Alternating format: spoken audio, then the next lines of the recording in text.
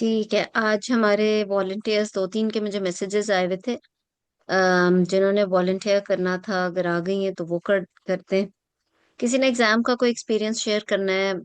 कोई ovarian cyst से related पहले आपका आया है टॉपिक, या कोई केस, या कोई सवाल एग्जामिनर ने कुछ, तो प्लीज शेयर करो।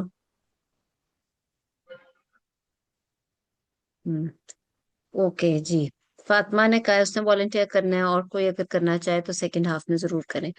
जी फातिमा, आपके पास है कोई सिनेरियो? अस्सलाम वालेकुम मैडम। मैडम नहीं, वेलकम। आप दे दें।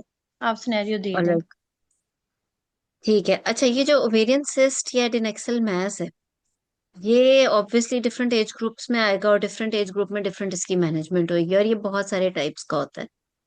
ये एक टॉपिक नहीं है एक्चुअली। ये मैं कहूंगी कि अगर इस पे हम नेक्स्ट बहुत सारी क्लासेस भी करें तो ये चीज पूरी कवर नहीं होगी। मैं आपको एक जल्दी से बोल देती हूँ कि क्या क्या पॉसिबिलिटीज ऑफ डायग्नोसिस है जो आपके पास अदरवाइज लाइफ में भी प्रेजेंट कर सकते हैं, या आपके पास एग्जाम में कर सकते हैं।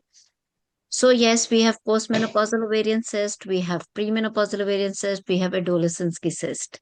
ये तीन डिफरेंट एज ग्रुप्स हैं जिसमें डिफरेंट अप्रोच और डिफरेंट मैनेजमेंट, यहाँ तक कि हमारी इन्वेस्टिगेशंस भी फर्क होती हैं अगर ओवेरियन सिस्ट के साथ patient in different age groups में आए। उसके अलावा टाइप्स ऑफ सिस्ट में डिफरेंस होता है। यानी कि एंडोमेट्रियोटिक भी हो सकती है, एंडोमेट्रियोटिक विद सबफर्टिलिटी भी हो सकती है, endometriotic after completion of family भी हो सकती है, या इन एन अनमैरिड गर्ल भी हो सकती है। फिर हमारे पास ट्यूबरकुलर सिस्ट भी हो सकती है। हमारे पास वही बात है, ओवेरियन सिस्ट विद सब फर्टिलिटी, ओवेरियन सिस्ट विदाउट सब फर्टिलिटी भी हो सकती है। तो ये काफी सारे सिनेरियोज हैं जिसमें आपको, और फिर मेलिग्नेंसी तो एक अलग टॉपिक ही है। तो ये बहुत सारे वेरिएशंस हैं जिसके साथ आपके पास प्रेजेंट करेंगे। तो अभी तो हम एक कर लेते हैं, चलो। For example, if a patient is there, कौन सा वाला, किस तरीके का करें? फातिमा, आप बताओ। मैडम आप जिस तरह करें, क्योंकि मैं खुद ही कंफ्यूज थी कि पोस्ट मीनोपॉज का करना है या मतलब एडोलिसेंट का। Okay. वो भी होता है So pre patient is menopause में 32 भी। years of age. Okay, patient is 32 years of age, and she has presented with a ovarian cyst of 4 into 5 centimeters on ultrasound, and it's a complex cyst. She is nulliparous, married for 5 years. Cyst is asymptomatic, and it's an incidental finding on ultrasound. Okay madam. Madam start करूँ? Structure discussion, ji. Okay, madam. Madam, first of all, after mutual introduction, confirmation of the given detail, address consent, and set agenda. After this, I ask about the brief demographic detail of missing data. Then I ask about the any complaint, how, why ultrasound perform, because it is accidental finding. Either is because patient married for 5 years in nulliparous. So this is finding either is fertility workup, then patient find this cyst, and then I ask about the presenting complaint, as either patient has any history of pain, lower abdominal pain, any history of vomiting and fever, and any history of any family history of cancer, any history of weight loss and loss of appetite, and any other. Then I ask about the LMP of the patient, and it is related to LMP, any pain in during menstruation. And then I ask about the any dysmenorrhea, and after this I intrusive question, I ask about the patient living with husband, and any problem with the coitus, and any history of dyspareunia, and history of dyspareunia, and either is dyspareunia present. Then I ask about the is a superficial dyspareunia and deep dyspareunia. And after this I ask about any history of discharge, discharge, lower abdominal pain, any history of fever. And then I ask about any history of infertility workup in these days, any history of ovulation induction take patient. And then I ask about urinary and bowel complaint. Then I ask about the risk factor because patient in nulliparous, no history of. Then I ask about any history of patient use contraception, and after I ask about any medical history and surgical history, and any history of taking ovulation induction. After this, madam, I complete my any history of surgery, medical, and family history of any breast and endometrial carcinoma and colon cancer, family history, and BMI of the patient, and हम्म, ठीक है, और आप examination भी कर लो, फिर हम history examination पे बात करेंगे जी। okay, madam. After this, madam, I go to general physical examination, vitals of the patient, and especially I take history of temperature, okay, any history of fever, and then I examine any acne, hirsutism, and breast examination and chest examination, any rule out any history of any TB, and other is abdominal examination. First of all, superficial inspection, and after this superficial palpation, and to rule out any tenderness, and deep palpation to after this any abdominal mass present, because my cyst is 4 into 5, so almost so possibility is no abdominal mass is felt. After this I go to local examination, local health of the vulva. After this, in dorsal position, performs per speculum examination to see cervical health, any discharge, and if discharge present, I take a high vaginal swab, and I see the any bleeding and discharge, and by perform by manual examination to see the to felt the consistency of the cervix, size of the uterus, position of the uterus, and mobility position and tenderness of the uterus, and bilateral adnexal fullness.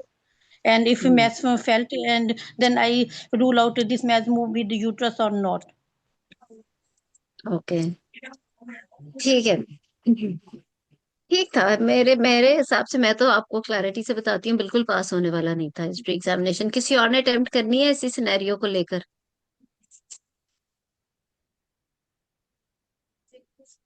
कुछ add करें? अच्छा देखिए, अभी तक हम obstacle कुछ cases करते रहे हैं।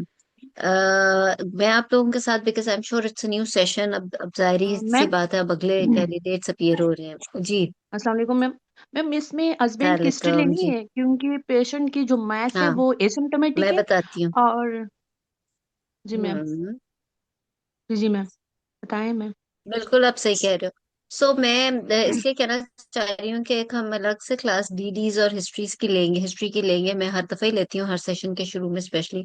उससे ये होता है कि आप लोगों को एक पैटर्न पता चल जाए कि गायनी की हिस्ट्री को आपने कैसे लिखे देना है। अब अगर जैसे और ऑप्स की हिस्ट्री को भी, ऑप्स की को भी हम थोड़ा सा और कंपाइल करेंगे, क्योंकि वो भी अभी आप लोगों की बहुत ज्यादा बेहतर होने वाली है। सो कंसिडरिंग गायनी की हिस्ट्री, गायनी की हिस्ट्री में आप सबसे पहले ये देखो कि प्रेजेंटिंग कंप्लेंट के आइदर इट्स अ मैस और इट्स एन ओवेरियन सिस्ट। इसमें तो अल्ट्रासाउंड की इंसिडेंटल फाइंडिंग दे दी, इसमें दो प्रेजेंटिंग कंप्लेंट्स एक तरह से बन गई, एक सब फर्टिलिटी भी है और एक ओवेरियन सिस्ट भी है, but patient is was more concerned about the ovarian cyst at the moment, क्योंकि उसकी प्रेजेंटिंग कंप्लेंट में ये लिखा हुआ है कि it's an incidental finding on ultrasound and कोई सिम्टम उसको अदरवाइज है नहीं। लेकिन of course she wants to conceive also, married for 5 years और पैरा जीरो है। तो जब आप इस तरह से हिस्ट्री करोगे तो आपने दो तीन चीजों को कवर करना है। You're finding a cyst on ultrasound or you're finding a mass in the abdomen on examination, या पेशेंट ने कंप्लेंट की है। तो आपने, जाहिर सी बात है, यू टू बिगिन विद, आप स्टार्ट हमेशा सिम्टम से करते हो कि मैस आपका था या जो भी अल्ट्रासाउंड आपने कराया। क्यों, जैसे कि फातिमा ने भी ऐसे स्टार्ट किया है कि इट्स एन इंसिडेंटल फाइंडिंग, क्या इनफर्टिलिटी के वर्कअप के लिए स्कैन कराया था, कि वजह क्या बनी, कि पेन हुई थी या क्या हुआ था। सॉरी, मैं म्यूट कर रही हूँ जरा, जिनका नहीं है म्यूट। जी सॉरी, आप लोग खुद म्यूट कर लो जी। सो ठीक है, तो टू बिगिन विद हम सिम्टम से शुरू करेंगे, उसके बाद now there is a mass. अब इसको आपने दो तरीके से कवर करना है। एक तरीके से तो ये कि चलो सिम्टम्स तो हो गए कि शुरू में छोटा था, बड़ा हुआ या क्या था। फिर एक ये भी कि इस वक्त क्या प्रॉब्लम्स कर रहा है, कि क्योंकि उसको सिस्ट है, आप एक दफा उससे ये भी पूछो कि उसे कोई प्रेशर सिम्टम्स, उसके लेग एडिमा, उसका यूरिनरी या बाउल सिम्टम्स प्रेशर की वजह से तो नहीं हो रहे। बट इसमें एक बहुत इंपॉर्टेंट चीज ये है कि जब भी there is an adnexal mass, या अल्ट्रासाउंड में मिले या एग्जामिनेशन में मिले, you try to rule out all the possible risk factors and the protective factors जो कि मेलिग्नेंसी की तरफ जा सकते हैं या उसे बचा सकते हैं या उस मैस के बनने के फैक्टर्स को रूल आउट कर सकते हैं। और वो क्या है ओवेरियन सिस्ट में, हमें पता है कि अगर प्रोटेक्टिव फैक्टर्स देखे जाएं तो वो कॉन्ट्रासेप्टिव यूज है, राइट। अगर वो कंबाइंड ओरल कॉन्ट्रासेप्टिव पिल्स लेती रही है जिससे उसकी ओव्यूलेशन इनहिबिटेड रही है तो उसके ओवेरियन सिस्ट के चांसेस कम है। उसके अलावा if you are thinking, because आपके जहन में एक डीडी चल रहा होता है जब आप हिस्ट्री ले रहे होते हैं और आपने उस डीडी को रूल आउट करना होता है, यानी कि ये सिस्ट या तो बिनाइन है या मेलिग्नेंट है। बिनाइन में हमें पता है या तो बिनाइन सिस्ट की वो जो सारी चीजें हैं वो है, या फिर हेमरेजिक सिस्ट है, या एंडोमेट्रियोटिक सिस्ट है, तो या ट्यूबरकुलोसिस वाली सिस्ट है। तो इन सब की हिस्ट्री के पॉइंट्स आप पूरे तो करो ना। आप पूछ उसे आपने पूछा ही नहीं कि क्या उसको ड्यूरिंग पीरियड्स पेन होती है या नहीं होती, कि किस डेट से शुरू होती है पेन, स्टार्ट से पेन होती है बाद में कम होती है, या पहले से शुरू हो जाती है पीरियड्स होने से खत्म होती है, कोई इन्फ्लेमेटरी सिस्ट तो नहीं पीआईडी वाली। You have to make a list of all the possible types of cysts that can be there in the patient, and then rule out all the factors, causative factors या protective factors for that cyst in particular। तो आपने endometriosis की history पूरी पूछनी है, साथ साथ ये दो दो तीन बातें आपने उसके लिए इंपॉर्टेंट है, जिसमें साथ ही पीआईडी भी रूल आउट होता जाएगा। उसके बाद आपने हेमरेजिक सिस्ट की अगर बात करनी है तो आप मिटल स्मर्स जो कि मिड साइकिल पेन होती है उसकी थोड़ी सी हिस्ट्री पूछोगे कि आपको कभी मिड साइकिल पेन तो नहीं होती थी, या वो मतलब हेमरेजिक सिस्ट को रूल आउट, ताकि जब आप हिस्ट्री बोल रहे हो तो एग्जामिनर को भी पता हो कि आप क्या चीजें रूल आउट करते जा रहे हो।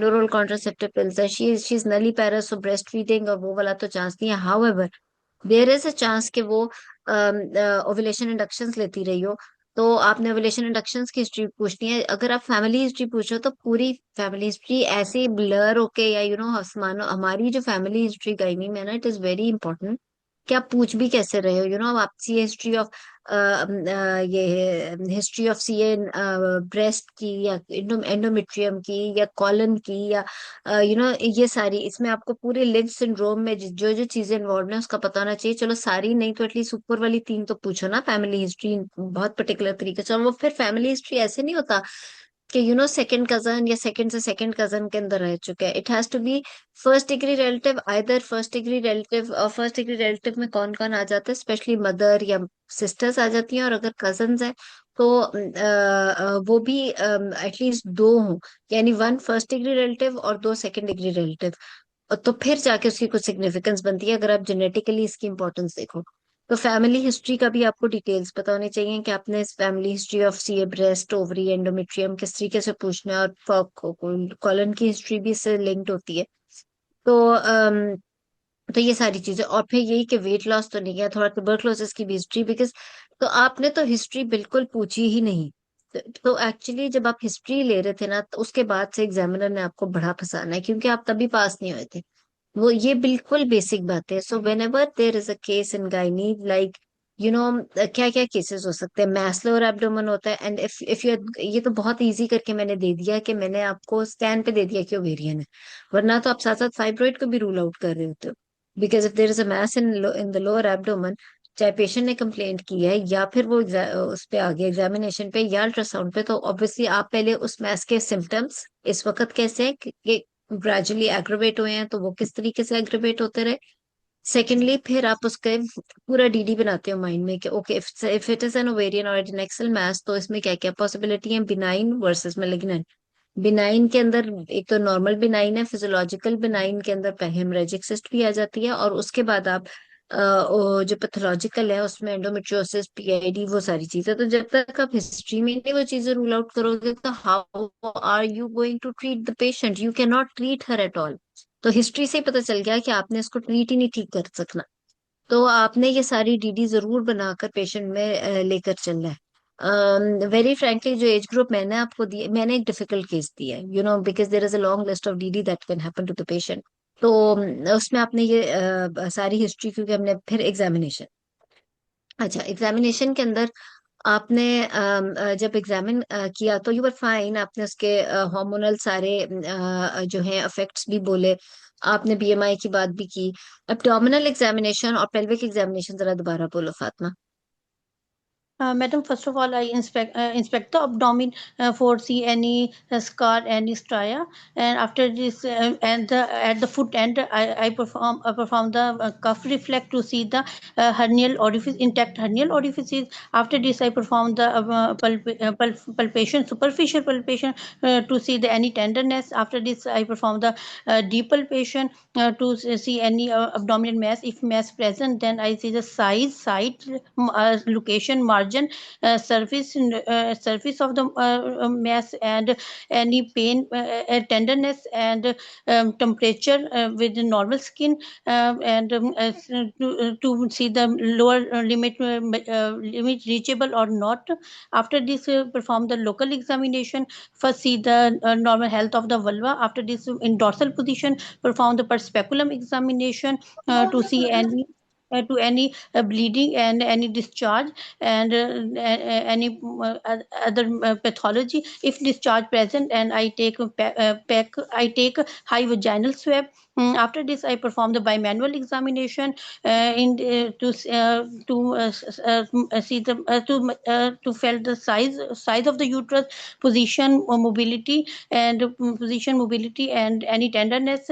And after this, I perform the by any adnexal fullness, if mass present, and I felt if mass move with the uterus or not. हम्म, बस जी मैडम। ओके। सो अच्छा, एक चीज और मैं ऐड करूंगी, सॉरी। वो ये कि ये तो मैंने आपको मैथ्स की हिस्ट्री बता दी, मैंने इसलिए सब फर्टिलिटी की हिस्ट्री पे डिटेल में बात नहीं की क्योंकि इस पे हमारी अलग से क्लासेस पहले हो चुकी हैं। तो definitely patient is here, she is married for 5 years, नली पैरस, और आप उसे प्रेजेंटिंग कंप्लेंट तो उसकी थी adnexal cyst on ultrasound, but किया कि आप उससे हिस्ट्री ऑफ प्रेजेंटिंग इलनेस में फर्टिलिटी विषय जरूर पूछते हो, और फिर सब फर्टिलिटी की भी हिस्ट्री पूरी ऐड करोगे क्योंकि you are going to treat the patient as a whole. ठीक है ना? जी और लेकिन अगर प्रेजेंटिंग कंप्लेंट या हिस्ट्री ऑफ प्रेजेंटिंग इलनेस में पेशेंट कहती है कि उसके अभी कोई फर्टिलिटी विशेष नहीं है, तो फिर इतना को एम्फोसाइज नहीं करना इन चीजों पे। ठीक है? लेकिन ऑफ जी course if madam. She is married for 5 years, तो फिर हमारी वही सब फर्टिलिटी की पूरी history will be a part of this. ये कोई बहुत टाइम कंज्यूमिंग काम नहीं होगा अगर हमने साथ में सब फर्टिलिटी की हिस्ट्री भी लेनी है और एडिनेक्सल सिस्ट की भी। उसकी वजह यह है कि अगर आपके फिंगर टिप्स के ऊपर सारी बातें हैं तो हार्डली ये 3-4 मिनट में स्ट्रक्चर डिस्कशन में आप पूरी हिस्ट्री बोल सकते हो बहुत ही खूबसूरत तरीके से। ठीक है? एग्जामिनेशन में मैंने आपसे कहा कि अलग से मुझे एब्डोमिनल और पेल्विक एग्जामिनेशन चाहिए, और उसका रीजन ये था कि जब हमारा जो गायनी का एग्जामिनेशन होता है ना, ऑलवेज रिमेम्बर हिस्ट्री भी इम्पोर्टेंट है और जो एग्जामिनेशन है वो इतना ज्यादा इम्पोर्टेंट है कि you can not do incomplete examination और miss any point while telling the examiner any finding of the whole examination। उसकी वजह ये है कि एक ना सिर्फ कि हमारा diagnosis is depending a lot on history, but examination पे वही चीज हमने री करनी है।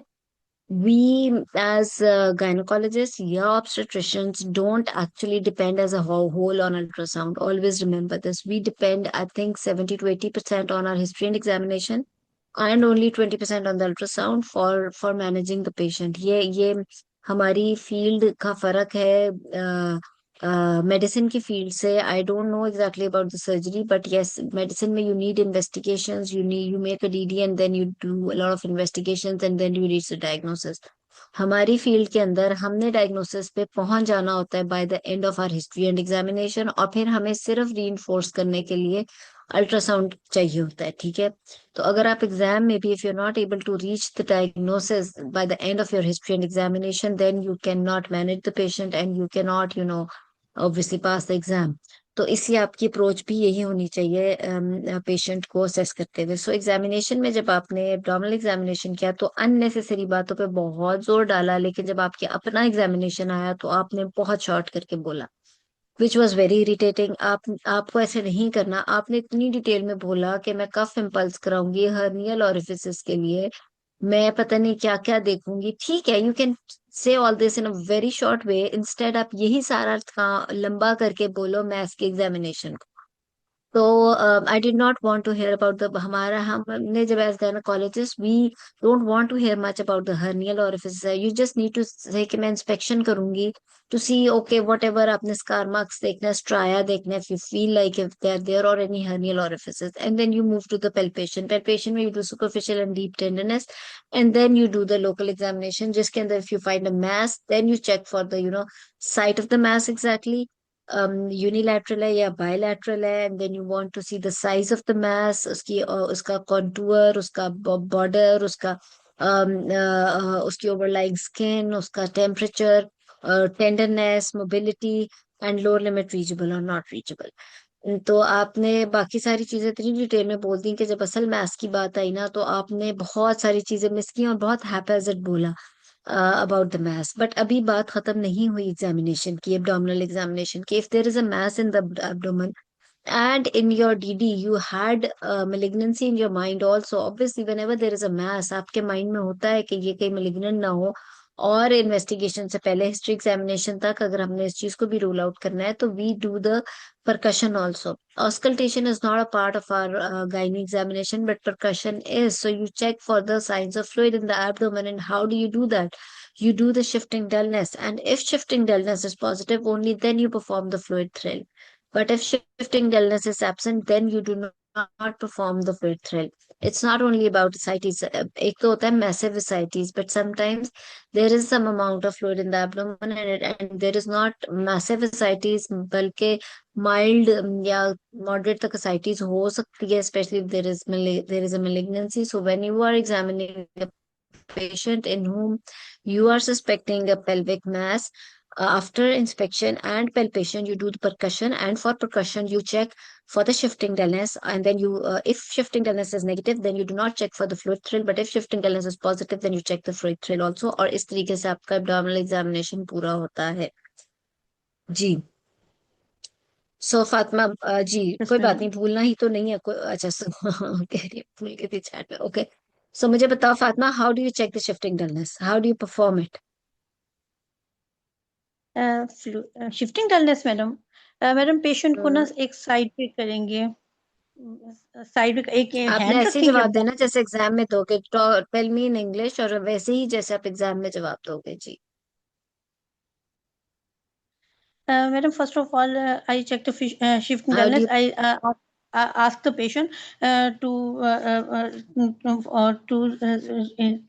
in the mid to hand upright position. Place the hand upright position.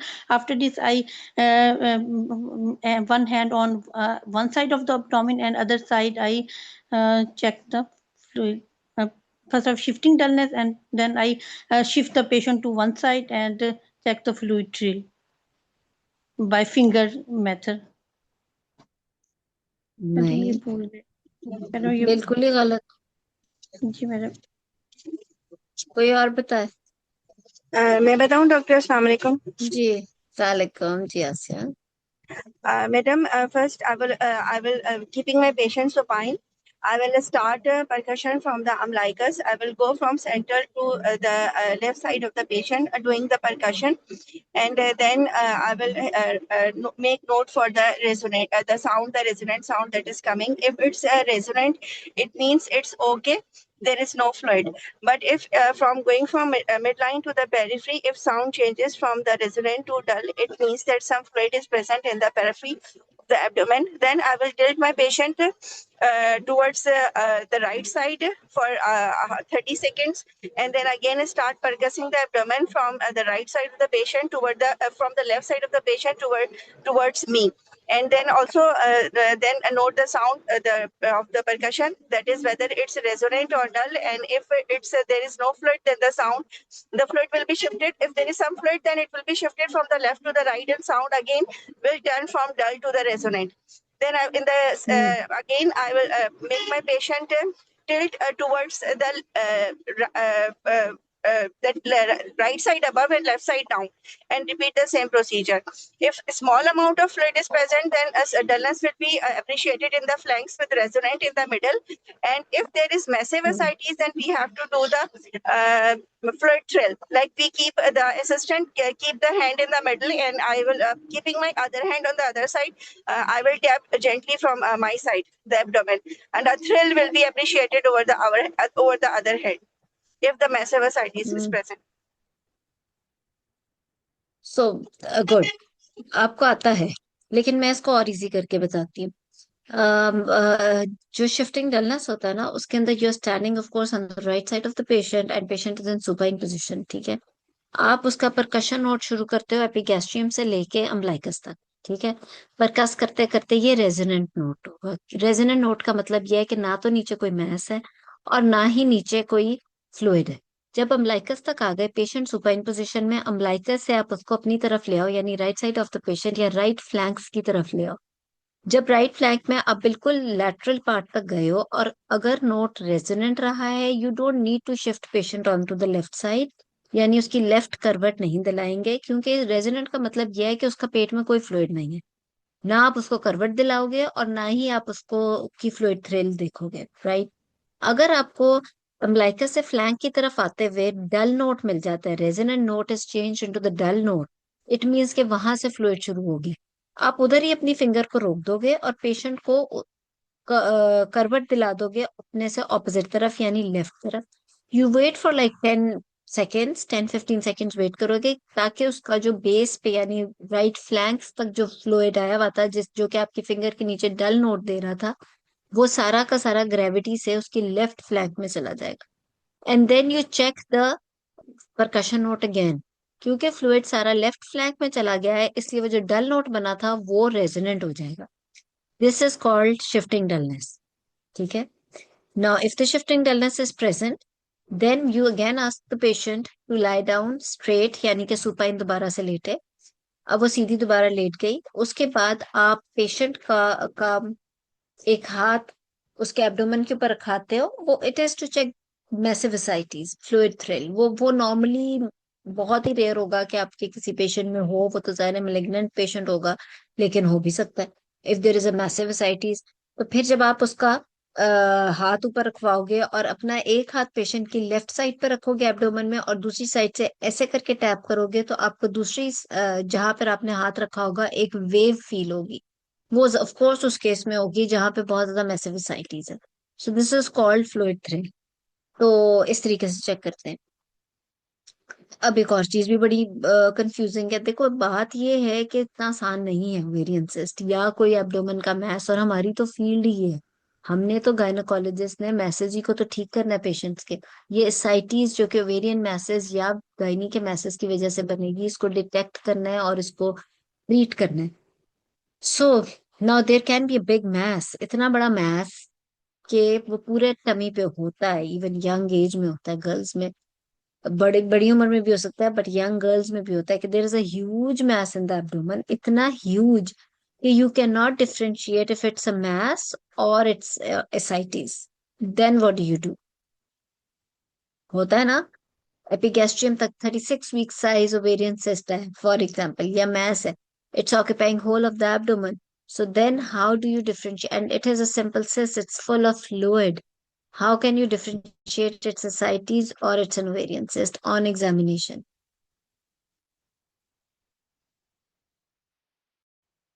कोई वैसे कॉमन सेंस से बता दो।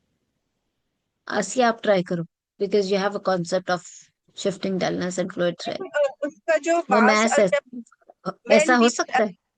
मैडम जब हम उसको मास को पेल्पेबल करेंगे पर एब्डोमिनली, तो हम साथ में उसकी जो है ना वो पीवी करेंगे, पेल्विक एग्जामिनेशन करेंगे। और अगर हमें यूट्रस के साथ वो मूव होता हुआ फील होता है, तो इट मीन्स कि वो तो उसका कुछ ओवेरियन से यूट्रस वो मतलब लाइक ओवेरियन नहीं, मतलब यूट्रस से अलग फील होता है, तो ओवेरियन हमें लाइकली लगेगा, मतलब असाइटिस नहीं लगेगा। यूट्रस हमें अलग फील हो रहा है और मास अलग फील हो रहा है। इंटेलिजेंट आंसर है, बट ये जवाब नहीं है। उसकी वजह ये है कि याद रखना कि हम जब एग्जामिन करते हैं गायनी का पेशेंट, एब्डोमेन पे हम तकरीबन 100% पता होता ही है हमें कि हम क्या पेशेंट एग्जामिन कर रहे हैं, तो हम पेल्विक एग्जामिनेशन पे जाते हैं, और पेल्विक एग्जामिनेशन इज और only done to reinforce our abdominal findings. Pelvic examination is not done to find a new finding, ये बात तो असूल बना लो। एब्डोमिनल एग्जामिनेशन पे चीजें क्लियर करके हम पेल्विक एग्जामिनेशन करते हैं, और पेल्विक एग्जामिनेशन में हमारा डीडी या हमारा डायग्नोसिस चेंज नहीं हो सकता, क्योंकि पेल्विक एग्जामिनेशन के बाद हम एब्डोमिनल एग्जामिनेशन पे नहीं जा सकते दोबारा से। It doesn't look good ethically also. Patient will not let you do her examine her abdomen again after doing done with the pelvic examination should be the last thing you're doing to the patient. उसके बाद उसको छोड़, मतलब she should be comfortable after that at least. सो अगर for example जैसे आसिया ने कहा कि हमारा पेल्विक एग्जामिनेशन पे जाके हमें क्लैरिटी हो कि ये एसाइटीज नहीं था और ये तो मैस था, तो फिर हम एब्डोमिनल एग्जामिनेशन पे जाके उस मैस की फाइंड नहीं कर सकते। एक चीज, दूसरी चीज ये भी याद रखें कि मैथ्स अभी मैंने पेल्विक एग्जामिनेशन पे मैं गई नहीं हूँ, अभी तो हम एब्डोमिनल एग्जामिनेशन को डिटेल में कर रहे हैं, क्योंकि मैं आपको बता रही हूँ जो ओवेरियन मैसेज है या एडिनेक्सल मैसेज है उसमें तो एग्जामिनेशन एक अलग कहानी है, हिस्ट्री तो है ही, वो मैंने आपको बताया इतनी मुश्किल नहीं थी वैसे। एग्जामिनेशन एक अलग कहानी है जिसपे बहुत बहस हो सकती है एग्जाम में। इन्वेस्टिगेशन एक अलग कहानी है, और मैनेजमेंट फिर एक अलग है। तो इस चीज को इतना इजी लेकर नहीं चलना जैसा थ्योरेटिकली लगता है। थ्योरी में इट लुक्स वेरी इजी कि आप फ्लो चार्ट बनाकर याद कर लो, किसी तरह भी कर लो, and you are able to do MCQs in a very good way, but practically या clinically it is very confusing and it is very detailed. और हमने कंसिडरिंग जो एग्जाम हम देने जा रहे हैं लाइक एफसीपीएस या एमएस या एमसीपीएस, जो कि पाकिस्तान का एग्जाम है, स्टेइंग इन दिस कंट्री, और इस मुल्क में रह के जब हमने इस मुल्क के पेशेंट्स को डील करना है, तो we can not do all the investigations in all patients. We cannot afford to get ultrasound, CT, MRI, and all everything in every patient. We have to rely a lot on our examination findings, and this is exactly what is expected from you in exam. ठीक है। तो आपको मैं बता रही थी कि जैसे आसिया ने कहा कि पेल्विक एग्जामिनेशन पे हमें अंदाजा हो सकता है कि it is moving with uterus और not. Always remember, such a big mass which is reaching till epigastrium, you cannot find out anything about it on pelvic examination. All you can find out in pelvic examination is that there is adnexal fullness. Everybody in the world knows that, very frankly, mostly 12 weeks से ज्यादा अगर message हैं, या तो वो बड़ा clarity से fibroid हो तो चलो ठीक है, वरना एडिनेक्सल मैसेज जो होते हैं, जो एडिनेक्सल फुलनेस आपको देते हैं ना, उसमें आपको बहुत मुश्किल हो जाता है उसका एग्जैक्ट साइज और चीजों को फाइंड आउट करना। जो चीज मैस आपको एब्डोमेन पे फील हो जाती है ना, वो एब्डोमेन पे ही बेस्ट आपको मैस और चीजें मिलेंगी। जो एब्डोमेन पे फील नहीं होती वो चलो बाय मैनुअल पे आपको एडिनेक्सल मैसेज का साइज और वो सारी फीचर्स मिल जाएंगे। Now there is this huge mass, इतना बड़ा मैस, और वो सिंपल सिस्ट कह लो या फ्लूइड फिल्ड सिस्ट है, इतनी बड़ी कि जो एब्डोमेन पे आपको ये डिफरेंशिएट नहीं करना सक रहे हो आपके इट्स मैसेज एपिसाइटिस और इट्स सिस्ट। तो पेल्विक एग्जामिनेशन पे तो बिल्कुल ही नहीं, हम पेल्विक एग्जामिनेशन पे तो सिर्फ फुलनेस मिलेगी। ठीक है। सो इस वजह से ये वजह नहीं है। सो मैं आपको बताती हूँ, किसी और ने ट्राई करना है तो बता दें, फिर मैं बताती हूँ। ओके।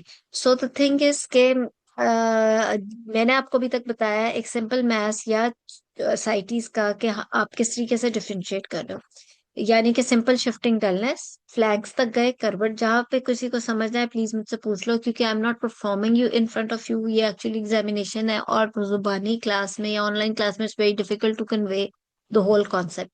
सो आई होप कि शिफ्टिंग डलनेस का कॉन्सेप्ट तो आपको क्लियर हो गया एक सिंपल पेशेंट में, right. Now if there is massive ascites के अंदर तो आपको डल नोट मिलेगा थ्रू आउट।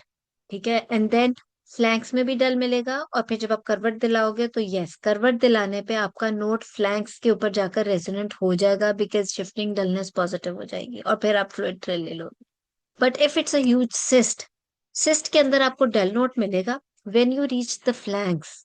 और इंटरेस्टिंग बात यह है कि कभी आएगा जरूर जिंदगी में ऐसा पेशेंट जिसमें सिस्ट होगी और एसाइटीज नहीं है, तो देन यू विल रियलाइज कि जब आप उसका बेस पे जाते हो सिस्ट के, तो बीच में रेजोनेंट नोट भी होता है। चलो फॉर एग्जाम्पल, अगर रेजोनेंट नोट होकर उसके अंदर फ्लैंक्स आर रेजोनेंट और ऊपर सारा डल होता है। Sometimes there is no resonance in the flanks also, वो फिर होती है शिफ्टिंग डलनेस वाली चीज। अच्छा, उसके अलावा जो सिस्ट है ना, उसके अंदर शिफ्टिंग डलनेस नहीं होगी। जहां पर आपका नोड डल है, अगर आप पेशेंट को करवट दिलाओगे तो भी वो, बिकॉज इट्स अ सिस्ट, तो उसका फ्लूइड पूरा का पूरा दूसरे फ्लैंक्स में नहीं जाता, it remains dull. I hope समझ आइए। एक्सक्यूज मी मैडम, कि इस वजह से होगा कि सिस्ट जो है वो सेंटर पार्ट ऑक्यूपाई करेगी और जो इंटेस्टाइन्स हैं, गट हैं, वो पेरिफेरी में सेटल हो जाएंगे। जी बिल्कुल, और वहां पे फ्लूइड नहीं है तो कहीं तो सिस्ट खत्म हो रही है ना। जहां पे सिस्ट खत्म होगी वहां पे डल नोट खत्म होके बिल्कुल फ्लैंक्स में जाके वो रेजोनेंट हो जाएगा। सही। लेकिन अगर उस सिस्ट की वजह से फ्लूइड भी काफी आ गया हुआ है तो ऑफ कोर्स नोट डल रहेगा। और जब नोट डल रहेगा तो आप करवट दिलाओगे तो जहां पे बेस और फ्लैंक्स पे जहां नोट डल हुआ रहा, वो फिर अगर रेजोनेंट हो जाएगा तो इसका मतलब है कि सिस्ट तो थी लेकिन फ्लूइड भी था। फिट नहीं था। सही में। ठीक है। और अगर सिर्फ सिस्ट है तो फ्लैंक्स पे जाके रेजोनेंट हो जाएगा। एंड ऑफ कोर्स जब आप सिस्ट के ऊपर भी रख के डल नोट के ऊपर भी जब उसे करवट दिलाओगे तो वो शिफ्टिंग डलनेस पॉजिटिव नहीं होगी। हम्म। ठीक है, आई होप समझ आ गया। तो I can repeat it again. So there is a huge mass in the abdomen which is difficult to differentiate from ascites. तो आप उसके अंदर पहले शिफ्टिंग डलनेस चेक करोगे। पेशेंट सुपाइन पोजीशन में लेटी है, you standing on the right side of the patient. आप एपिगेस्ट्रियम से अम्बिलिकस तक लाओगे, अम्बिलिकस से फ्लैंक्स, राइट फ्लैंक्स की तरफ लेके आओगे। अगर तो वो मैस है तो एक लेवल पे आके नियर फ्लैंक वो रेजोनेंट हो जाएगा। और ऑफ कोर्स अगर वो डल के बाद रेजोनेंट होगा तो which means it was a cyst. ठीक है। और अगर वो रेजोनेंट नहीं है या फिर आप सिस्ट की डल नोट के ऊपर ही रखकर उसे करवट दिलाओगे तो शिफ्टिंग डलनेस पॉजिटिव नहीं होगी क्योंकि it's a cyst, it's a mass, right.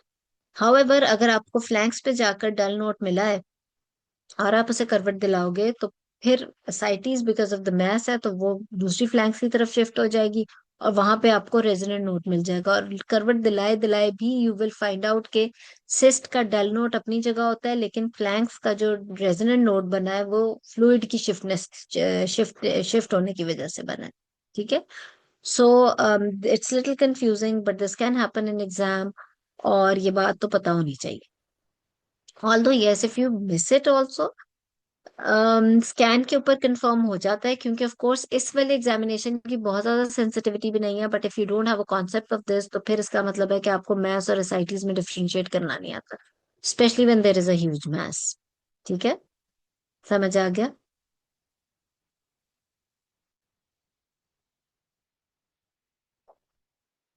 ठीक है, समीना ने कहा था रिपीट,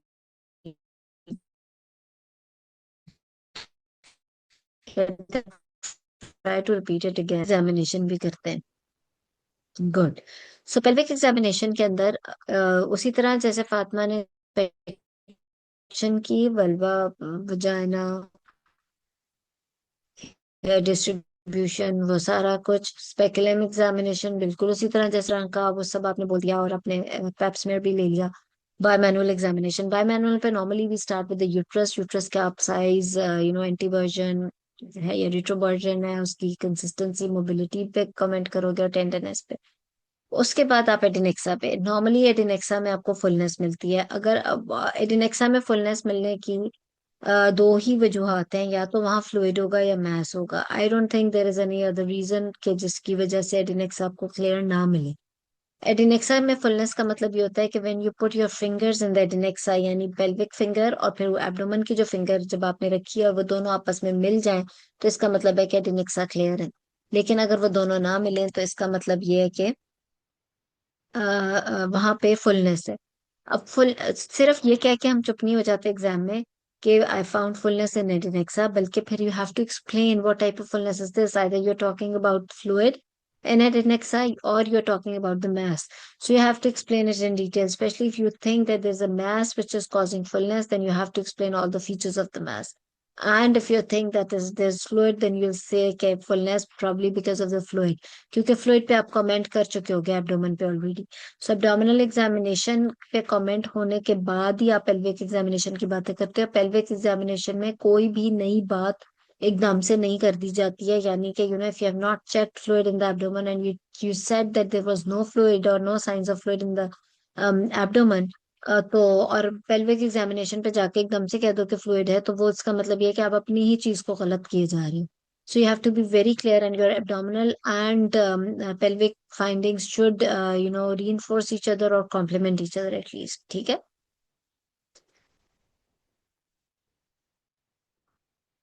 सारा कुछ मैस्कअप साइज भी बताएंगे, साइज, बॉर्डर, सरफेस, मोबिलिटी, वो सारा कुछ बताएंगे. ठीक है. इवन जब आप बाय मैडम मैनुअल करते हो तो you also check if it's moving with the uterus और नॉट. जी. मैडम जब अब्डोमिनल एग्जामिनेशन पे हम साइज बताएंगे तो वो पर वीक साइज बताएंगे कि ये इतने वीक साइज है, या उसको मेजर भी करेंगे सेंटीमीटर्स में उसकी? देखिए, ये जो एडिनेक्सल मैसेज होते हैं ना, दो तरह के गायनी में हमारे मैसेज होते हैं. एक तो यूट्राइन मैस होता है जो मिड लाइन होता है. If you cannot find the lower limit of that mass, it is indicating that it's probably uterine, which means that we'll measure this mass from symphysis pubis. हम measuring tape से उसे symphysis pubis से measure करते हैं, and we tell exact size either in terms of weeks or centimeters. ठीक है. वो इसलिए क्योंकि हम एक बोनी लैंडमार्क से मेजर कर रहे हैं, and our assessment should not be wrong in that also. But when we are talking about the adnexal mass, in which we are finding the lower limit, which means that it's not attached to the uterus, it's a little lateral, and we cannot measure it by putting measuring tape on the symphysis pubis. We don't have any bony landmark जिससे हम लेकर इसका size major कर सकें. तो it's better to talk in terms of approximation that probably it's 4 into 5 centimeter, या approximately it's a tennis ball size और an orange size, right.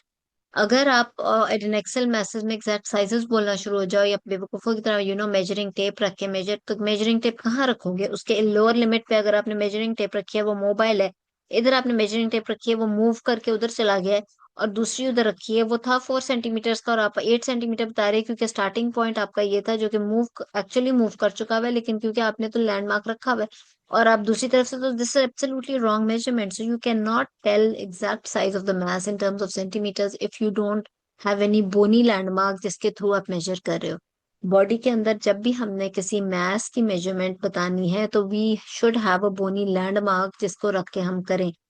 जैसे कि symphysis pubis mid line mass है coming from the uterus, you put measuring, एक end आपने measuring tape का symphysis pubis पे रखना होता है, दूसरा आप ले जाके मास के दूसरे यू नो एंड पे रखते हो, एंड देन यू से कि ये इतना मास है, राइट. या इन टर्म्स ऑफ वीक्स आप कहोगे 24 वीक साइज मास है, या मेजरिंग टेप से जो भी 24 सेंटीमीटर का मास आ रहा है या जितना भी.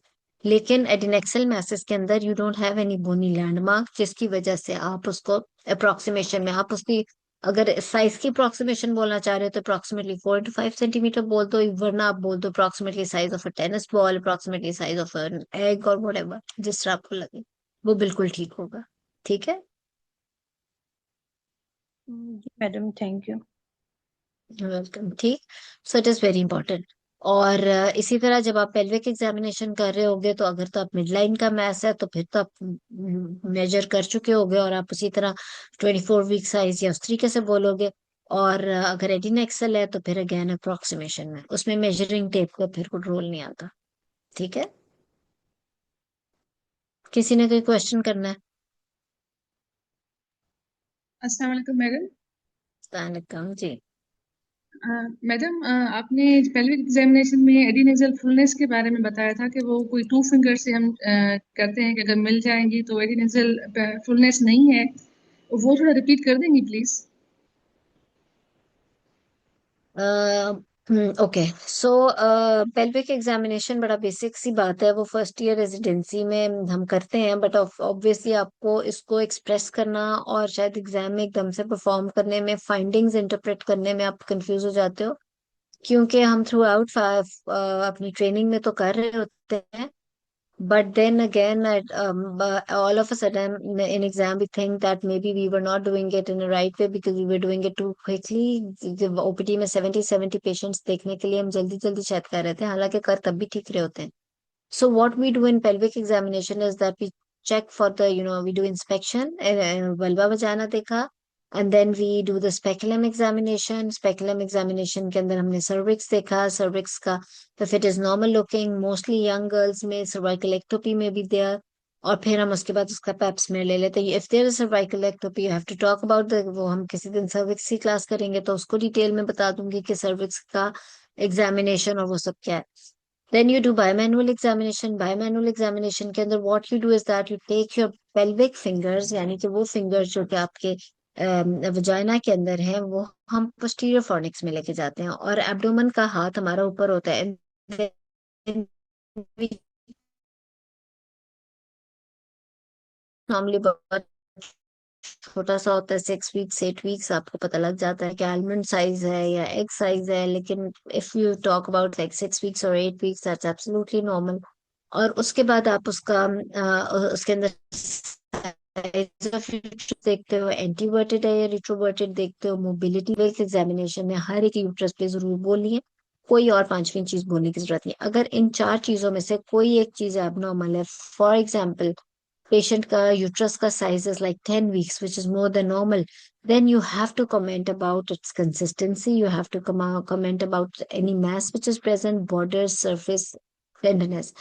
उसकी वजह यह है कि अगर एक पैथोलॉजी मिली है, यानी कि 10 वीक साइज यूट्रस मिली है या 12 वीक साइज मिली है, which is more than normal, which is not a normal size of the uterus, then you have to make a little DD in your mind के इसकी क्या क्या वजूहात हो सकती हैं जिसकी वजह से यूट्रस का साइज बढ़े। Or for example, if the uterus ka size is more than, 8 weeks, which is 10 weeks, then you have to rule out that DD in your examination also कि क्या वो adenomyosis है, and you have to talk about the consistency. It's firm or soft. It has got a smooth surface, or you think that it's irregular. Irregular का मतलब यह है कि you think the size of uterus is greater than normal because of a fibroid. So आपने उसकी surface, contour सब पे comment करना होता है, और उसके बाद आपने उसकी टेंडरनेस पे भी, क्योंकि नॉर्मली एडिनोमाइसिस में टेंडरनेस भी पॉजिटिव होती है, तो आपने यूट्रस पे यूं कमेंट करना है। Then you take your finger pelvic, ये जो वजाइनल वाली फिंगर्स हैं, then you take it to the right fornix of the patient. साथ आपका एब्डोमन वाला हाथ होता है, because we are doing bimanual examination.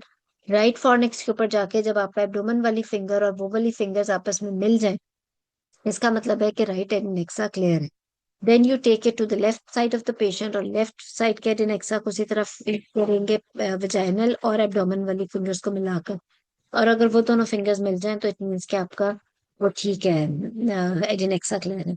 सो आप इस तरीके से पेल्विक एग्जामिनेशन करते हो। और of course you also check for the discharge, the colour of discharge या ब्लड जो कि आपके फिंगर पे लगा हो when you take out fingers from the vagina, और फिर उस पर भी कमेंट करते हो। ठीक है, this is how you do your pelvic examination. However, अगर एडिनेक्सा में जाके आपकी दोनों फिंगर्स आपस में ना मिलें, तो इसका मतलब है कि एडिनेक्सा में फुलनेस है। फुलनेस का मतलब ये है कि आप एग्जामिनर को ये बताना चाह रहे हो कि either there is mass in the adnexa और there is fluid in the adnexa. There is no third reason जिसकी वजह से एडिनेक्सा में फुलनेस मिलेगी। सो सो सॉरी, क्यों कह रहे आवाज कट रही है, आई होप कि क्लियर आ रही हो आवाज। सो द थिंग इज के अगर आप कहते हो कि फुलनेस एडिनेक्सा में and you think it's because of a mass, then you have to explain all the features of mass जो मैंने आपको भी बताया, किसी ने चार्ट पे भी लिखे हैं कि उसका साइज क्या है, उसका साइज क्या है, मोबिलिटी है, सरफेस कंटूर कैसा है, और वो सारा कुछ। और if you think this fluid, तो वो फ्लूइड आप काफी हद तक मेंशन कर चुके होगे एब्डोमिनल एग्जामिनेशन में, तो फिर आप कहोगे कि एडिनेक्सा में फुलनेस है, probably because of fluid present in the pelvis. ठीक है, Yes, ma'am. Thank you. Good. Ma'am so ये मैंने आपको काफी क्लैरिटी में सारा एग्जामिनेशन बताया जी। मैम जो अभी हमारा जो केस था कि 32 ईयर्स वाली एसिम्प्टोमेटिक, तो मैम इसको कैसे स्टार्ट करेंगे, हिस्ट्री कहाँ से लेंगे, क्योंकि इसमें तो नो पेन है, पेन के सिम्टम्स नहीं करते, और मैस भी मतलब इस तरह उसको फील नहीं हुआ है, एक्सीडेंटल फील हुआ, तो उसको हिस्ट्री को बिल्कुल, कैसे स्टार्ट इट्स करेंगे an ma'am? Incidental finding. So आपका वी स्टार्ट हिस्ट्री जिस तरह फातिमा ने की थी कि why did she get her ultrasound done, what was the reason that she went for the ultrasound. So probably it was a sub fertility worker, right? या pain हुई तो फिर पेन से हिस्ट्री शुरू होगी। अगर वो कहेगी सब फर्टिलिटी वर्कअप के लिए तो फिर आपको बिकॉज, लेकिन सब फर्टिलिटी की बात आपने फिर भी बाद में करनी है। पहले आपने मैथ्स की करनी है, क्योंकि पेशेंट ने प्रेजेंट तो अल्ट्रासाउंड फाइंडिंग के साथ किया ना, तो इट्स एन जी इंसिडेंटल मैम। फाइंडिंग। तो उसके बाद आप कहोगे कि if she ever got her ultrasound before और it's the first time she got her ultrasound, फिर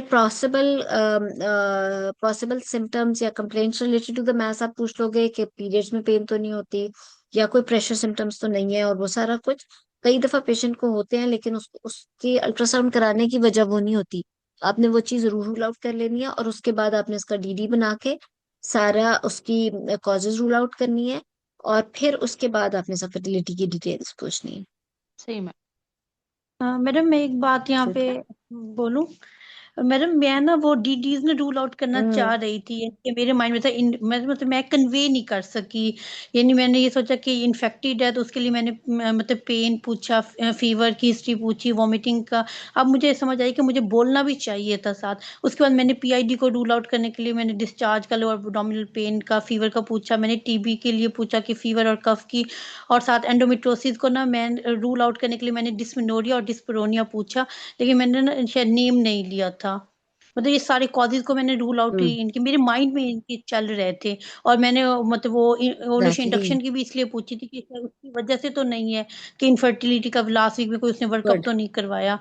तो ये नहीं, मुझे बाद में समझ आई कि मैं कन्वे नहीं कर सकी, तो मुझे कन्वे साथ नहीं साथ कर बोलना सके। चाहिए था। आप पूछ रहे थे, देखो फैमिली हिस्ट्री भी आपने पूछी, लेकिन बड़े अनइंटरेस्टेड तरीके से, सुनने वाले को जी मजा नहीं बिल्कुल आया, मतलब इन अ वे नहीं आया। कि जब आपने फैमिली हिस्ट्री पूछी तो आप हमें पता चले कि आपके माइंड में वो लिंच सिंड्रोम वाली बातें चल रही है, कि ये पॉसिबल हो सकती है फैमिली हिस्ट्री, ये पॉसिबल मेलिग्नेंसीज फैमिली में मिले तो उस सीक्वेंस में पूछो। सो बेसिकली ये जो क्लासेस है ना, इसका मकसद ये है बिकॉज आप सब कुछ है आप लोगों के माइंड में, you have been through all these patients, और आप इन सबको डील करते रहे फॉर द लास्ट 4 और 5 years एंड मोर इवन, और आप रिटर्न भी पास कर आए हो, आप लोगों में नॉलेज भी है, माइंड में भी सब कुछ है, बट इसको प्रेजेंट करने का सिस्टमेटिक तरीका, और फिर क्लिनिकली इन्हीं पेशेंट्स को किस तरीके से अप्रोच करना है, it is so important. And always remember, मैं अक्सर अपनी क्लासेस में कहती हूँ कि theoretically we have every resource available, like मैंने आपको जो possible scenarios of ovarian cyst in gynae patients बताए कि ये पॉसिबल हो सकते हैं, उसका हर रिसोर्स आपके पास अवेलेबल है। थ्योरी में you have blog articles, you have guidelines, you have books, you have so many things, but always remember आपका ये जो एग्जाम है ना, which is extended talks, it's about your country and your patients in these resources. और हमारे एक gynae का एक बहुत इंपॉर्टेंट रूल है जो कि हम अपनी ट्रेनिंग में भी करते आए हैं, we have to make a diagnosis in our clinic और इन आर ओपीडी। इन्वेस्टिगेशंस और अल्ट्रासाउंड एक सेकेंडरी चीज है हमारे लिए, नो डाउट उस पे हमारा डायग्नोसिस कंफर्म होता है, वो एक बहुत इंपॉर्टेंट चीज है, लेकिन जब तक हमारे हिस्ट्री एग्जामिनेशन पे हमारा more than 90% DD rule out नहीं हो जाएगा, तब तक हम आगे नहीं बढ़ सकते। तो हमने हर मरीज में हर चीज नहीं करा लेनी, प्रॉबेबली आपको बहुत सारी चीजों में आपको बड़ा कुछ मिल रहा होता है, but in our resources we can not get everything done in every patient. तो आपने उसी हिसाब से इन्वेस्टिगेशंस भी मांगनी होती हैं। तो इस वजह से आपने बहुत कुछ अपने हिस्ट्री और अपने हाथों पे रिलाई करना होता है, जिसमें आपने अपना डायग्नोसिस बनाना होता है, तो उसमें गलती की बिल्कुल गुंजाइश नहीं है आपके एक्सटेंडेड टॉक्स में। तो प्लीज इस चीज को इसी तरीके से लेकर आपने चलना है। ठीक है। सो आज तो वैसे हमने एग्जामिनेशन ही काफी डिस्कस कर लिया, मेरा ख्याल है इसी टॉपिक को हम 2 या 3 क्लासेस में भी कर सकते हैं। इन्वेस्टिगेशंस और मैनेजमेंट हम अब नेक्स्ट क्लास में करेंगे। अभी तक किसी ने कोई क्वेश्चन या कुछ करना है तो बताएं। मैडम मुझे पूछना है, मैडम इस पेशेंट की एज कम है, आपने 35 ईयर्स एज दी है, और 32 ये शायद दी है। अच्छा, हाँ 35 या 32 तो जी। हाँ तो मैडम इसमें हम मार्क्स के साथ जो है वो मेलिग्नेंसी को अपनी हिस्ट्री में रूल आउट करेंगे। बिनाइन मेलिग्नेंसीज तो हो सकती है ना, लाइक हम वेट लॉस की हिस्ट्री लेंगे, एनोरेक्सिया वगैरह ये सारी हम हिस्ट्री लेंगे। जाहिर है, मैंने तो कहा है डीडी में मेलिग्नेंसी आएगा।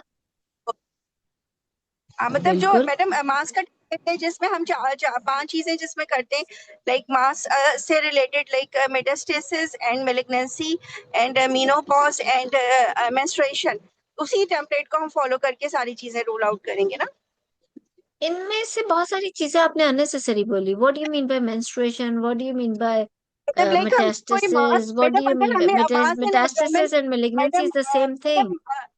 मैडम जब हमें मास एंड एब्डोमेन मिलता है तो यूजुअली हम अगर मेनोपॉजल है तो हम उसकी मेनोपॉजल एज है तो हम उसको प्री मेनोपॉजल है या मेनोपॉजल है तो उसमें हम मेनोपॉजल सिम्टम्स जरूर एक्सक्लूड करते हैं. अगर जो है वो नहीं, प्रेगनेंसी और ये मैडम अननेसेसरी बात है. नो, देखो मैथ्स है तो why you talking about menopausal non menopausal है तो वो तो फिर पेशेंट मेनोपॉजल है ना. तो फिर तो आप वैसी मेनोपॉजल, उसका मैथ्स से क्या लेना देना. मैडम के जो मेनोपॉजल एज में जो मासेस कॉमन होते हैं तो फिर हम उनको लेके आ सकते हैं ना अपनी डीडी में. नहीं, मेनोपॉजल एरिया, आप बिल्कुल अजीब बात कर रहे हो. आपने इस तरह आपने कहा मैथ्स के अंदर metastasis, malignancy, menopausal, madam menstruation मैंने रूल आउट मैडम एक करेंगे. नो, क्लास, मैडम एक क्लास अटेंड की थी तो मैथ्स में उन्होंने आप ये चीजें रूल आउट नहीं करोगे. मैथ्स के अंदर उन्होंने आपने रूल आउट मुझे करना है template it's a the. Physiological, benign, malignant, endometriotic या ट्यूबरकुलस सिस्ट. Okay madam. ठीक लाइक है. मैडम उन्होंने मुझे टेम्पलेट दिया था कि आपको कोई भी अगर आपके पास मास आता है तो उसमें आपने ये 4M जो है ना, इन 4Ms को आपने जो है ना वो इलेबरेट करना है. तो दैट्स इन व्हाई फोर मैंने. एम्स में वाई आर यू एलैबोरेटिंग? जब आप मेलिग्नेंसी की बात करें तो what are you talking about metastasis? 2 एम तो यहीं जाया हो गए ना. तीसरा है ओके मेंस्ट्रुएशन, मेंस्ट्रुएशन का तीसरा एम जाया हो गया. What is to do with the menstruation and mass? Nothing. It's a nonsense thing you talk. मुझे नहीं पता आपको किसने बताया ये टेम्पलेट. ओके. आप अपना डीडी बनाओ थ्योरेटिकली. नॉनसेंस बातें एग्जाम में बिल्कुल नॉनसेंस लगती हैं. वो आप अच्छी बात भी करोगे ना तो एग्जामिनर का माइंड फंसा होगा. अब जैसे फातिमा ने आगे शायद अच्छा भी एग्जामिनेशन बोला, मेरा माइंड फंसा हुआ था, इसने तो 2 घंटे लगा के मुझे हर्निया की बातें की है. मतलब she emphasise so much about hernia कि मैं जाके कफ इम्पल्स कराऊंगी और मैं हर्निया देखूंगी और मैं ये. Instead I wanted to hear more about the mobility. अब आप मैथ्स के अंदर why you talking about menstruation? If madam you say कि मेंस्ट्रुएशन मेरे मींस मेरे menstrual history. Like madam patients menstrual history, menstruation means ना वो मेंस्ट्रुअल हर एक हिस्ट्री. में, वो गायनी की हर पेशेंट में, उसका मैथ से कोई लेना देना नहीं है. Okay madam okay. समझ रहे हो ना बात को. हाँ उसके सही. अलावा आपने कहा मेटास्टेसिस. मेटास्टेसिस की तो बात तब आएगी ना जब मेलिग्नेंसी रूल आउट हुई होगी. तो हम्म. प्लीज किसी नॉनसेंस में नहीं पड़ना. और इस चीज को बहुत फोकस्ड और बहुत स्ट्रेट तरीके से लेके चलो. अपनी अकल भी यूज करो. And you all you need to make a DD in the variant cyst in gynae. Age के हिसाब से भी देखो. Yes, you have to rule out physiological cyst, benign cyst, malignant cyst, endometriotic cyst, tuberculous cyst. ठीक है. Very very rare के कोई PID या एब्सेस हो या कोई उसका क्रॉनिक एक्टोपिक या कोई ऐसी चीज हो. वो कुछ रेयर चीजें. ठीक है. सो कोई 5 एम्स 2 एम्स, it's not like that. You have to treat the patient. हमारी गायनी में क्या, मेडिकल में पूरे में, आई वुड से कि यही चीज है कि you have to treat the patient. Second number पे ट्रीट द डिजीज. ठीक है. तो पहले पेशेंट को लेकर चलो. उसकी क्या कंप्लेंट है उसको इलेबोरेट करके. जी. ठीक है. और कुछ?